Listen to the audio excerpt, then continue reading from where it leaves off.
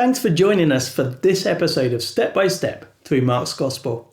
Hindsight can be a wonderful thing, but would it have made any difference in Jesus' life?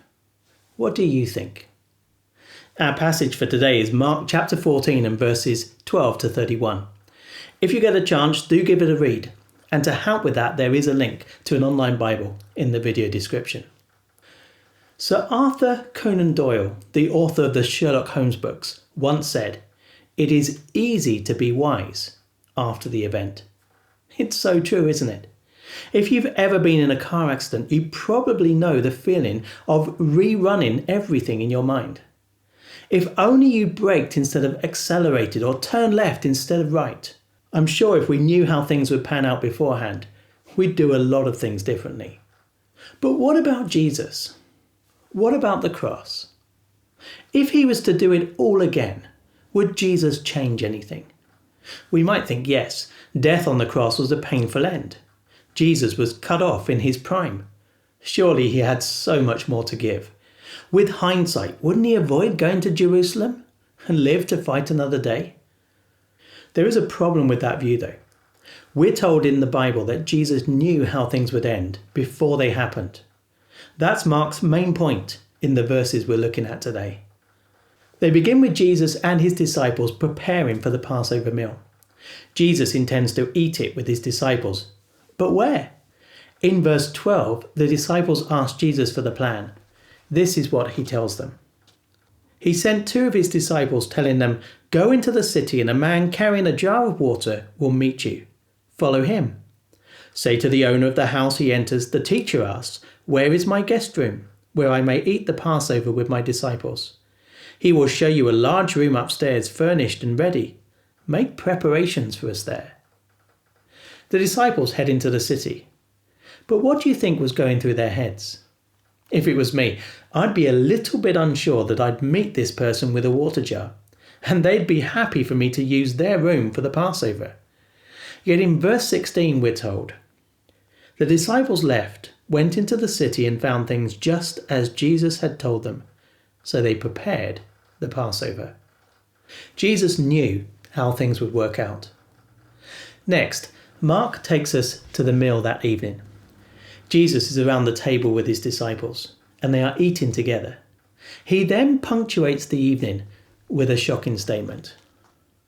"Truly I tell you, one of you will betray me, one who is eating with me."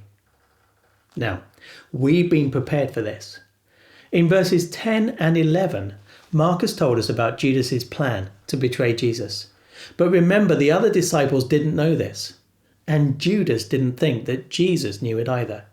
I imagine that the room went pretty quiet at this point. Food, halfway between plate and mouth, would have hovered there while eyes scanned the room. Who?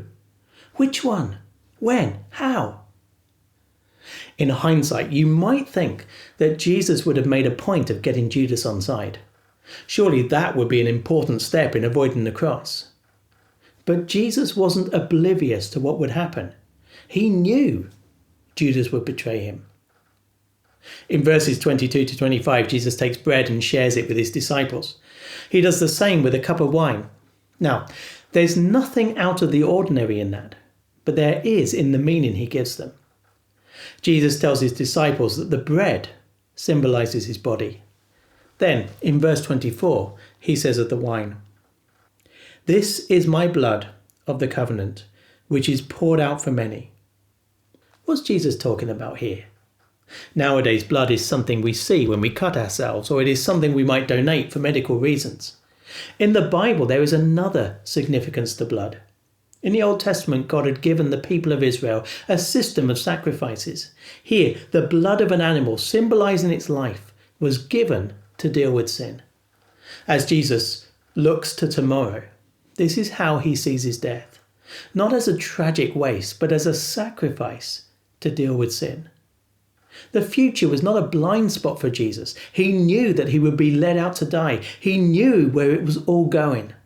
And yet, he still went. Jesus and the disciples finish their meal and head out to the Mount of Olives. On the way, Jesus makes another statement that would have caught his disciples off guard. "You will all fall away," Jesus told them, "for it is written, 'I will strike the shepherd, and the sheep will be scattered.'" Peter takes issue with this. He's not happy with Jesus' view of him as anything less than dependable and courageous. We see this in his response in verse 29. Peter declared, "Even if all fall away, I will not." But he was wrong. More to the point, Jesus knew it. "Truly I tell you," Jesus answered, "today, yes, tonight, before the rooster crows twice, you yourself will disown me 3 times. Again, the message is clear. Jesus knew what would happen. He knew the path that his life would take. There was nothing that hindsight would give him that he didn't already have. So why didn't he do anything to change it? I mean, if it was me, I would. So why not Jesus? Here's the answer I keep coming back to. Jesus actually intends to go to the cross. If Jesus could do it all again, what would he do? I think the answer is exactly the same as he did the first time. Jesus is not trying to avoid the cross here. He is not seeking to run away. He knows what will happen, and he willingly and deliberately walks into the trap that has been set for him. Why? We've already thought about the answer to that. Jesus saw his death as a sacrifice for sin. In dying, he would pay the price, allowing others to be forgiven. His death was not something to be avoided. It was the very purpose of his life. What do you think of Jesus here? How does he strike you? Could you have done what he did? Next time we'll get a front row seat for one of the most astonishing prayers in the whole Bible. To be notified, do like our Facebook page, subscribe to our YouTube channel, or on the podcast. Hopefully, see you next time.